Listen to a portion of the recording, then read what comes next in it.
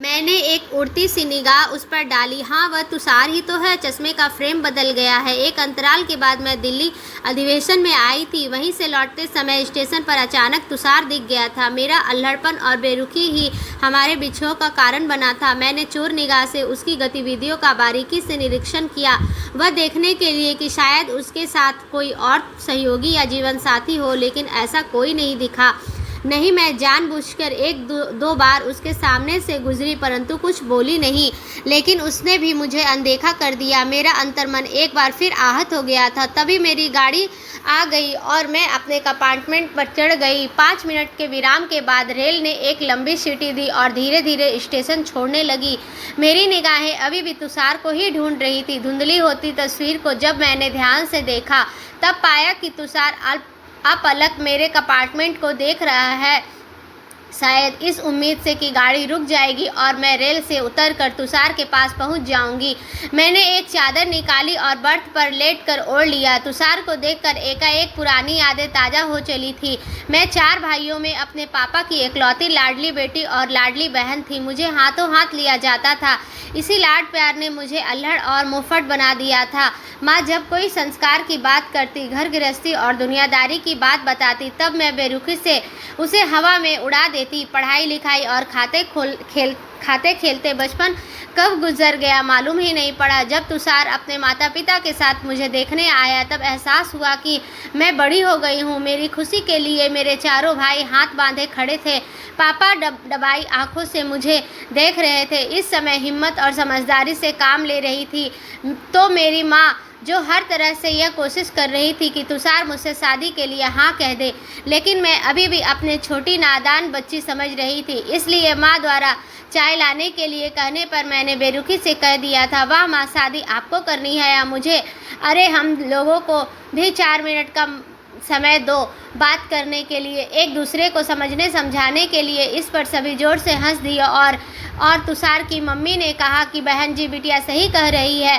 अब हमारा समय तो रहा नहीं। तुषार और मैं अकेले रह गए थे। थोड़ी देर की चुप्पी के बाद मैंने ही कहा था कि तुषार साहब, आपको मैं पसंद हूँ, लेकिन यदि मैं यह कह दूँ कि आप मुझे पसंद नहीं तो आप क्या करेंगे? तुषार को उम्मीद नहीं था कि मैं उससे साथ ऐसा व्यवहार करूंगी, इसलिए पहले तो वह थोड़ा झिझक, फिर हंसते हुए बोला, मैं हाथ जोड़ूंगा, आपसे अनुनय विनय करूंगा कि हे सुंदरी, तुम मेरा ही वर्ण करो, तुम्हारे बिना मेरा जीवन अधूरा है। तुषार का वह समर्पण मुझे अच्छा लगा।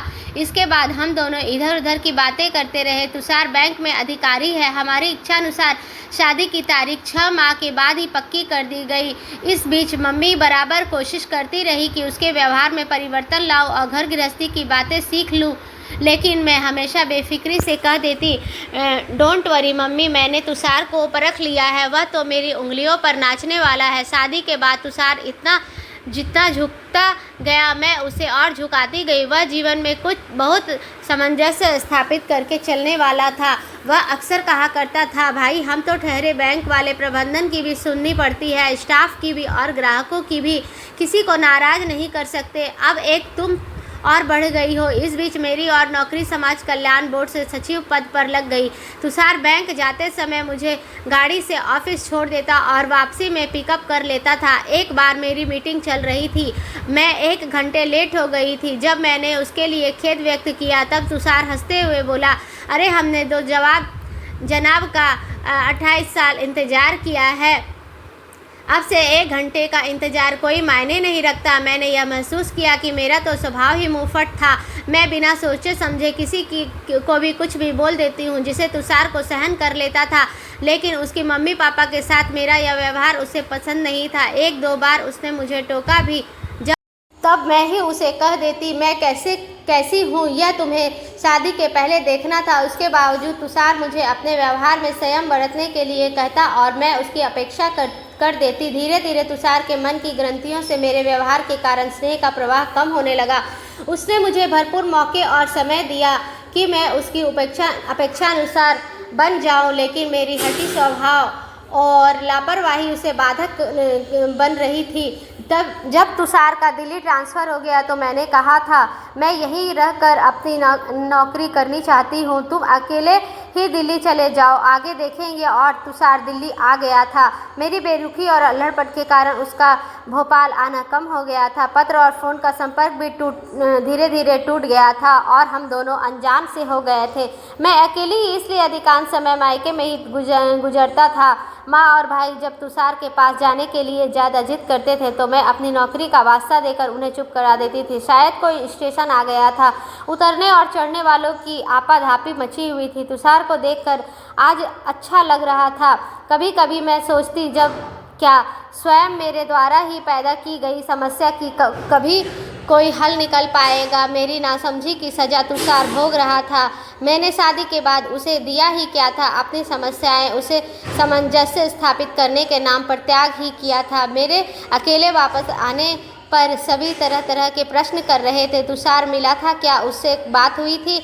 वह कब आ रहा है? माँ की आंखों में उम्मीद की एक किरण थी, लेकिन मेरे अकेले आने के ऐसा लगा मानो सबकी उम्मीदों पर पानी फिर गया। मेरा अंतर्द्वंद चलता रहा और बिना किसी ठोस आधार के तुषार के साथ मेरा बिछोह चलता रहा। हर कोई अपने अपने स्तर से सोच रहा था कि मेरा और तुषार का एकाकीपन ज़्यादा नहीं चल पाएगा। माँ की सोच थी कि उसके बीच पैदा हुई तकरार थोड़े समय के बाद एक दूसरे को समझने पर दूर हो जाएगी, जबकि मेरे विचार ने ऐसा कुछ भी नहीं होना था।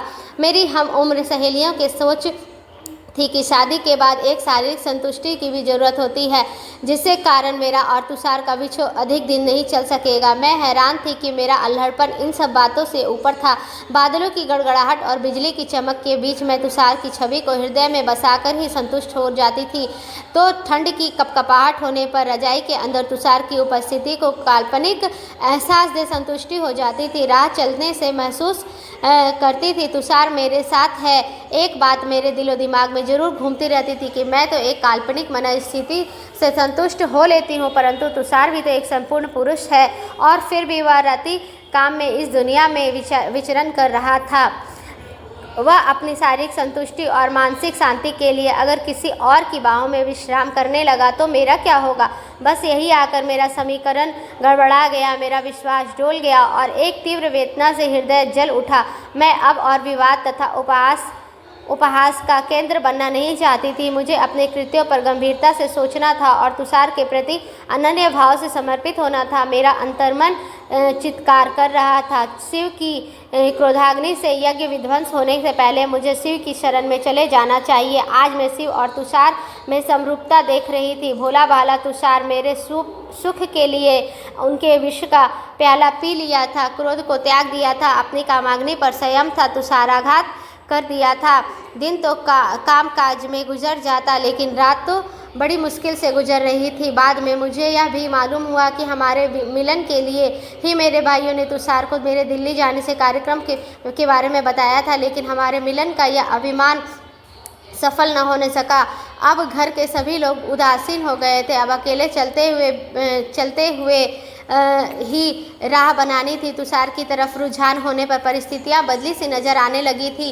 शारीरिक सुधार से मानसिक उत्तेजना तुषार से मिलने के लिए प्रेरित कर रही थी। अगले ही दिन मैं निरपेक्ष भाव से अपने को हालात से हवाले कर दी। दिल्ली रवाना हो गई। वातावरण में ठंडक थी। हल्की धुंध के बीच सूरज की किरणें स्टेशन की छत की दरारों से गुजरकर एक एक डिब्बे पर अटक रही थी। मैंने अलसाई आंखों से उड़ती निगाह स्टेशन पर डाली और अपना सामान उठाकर डिब्बे से उतरने लगी।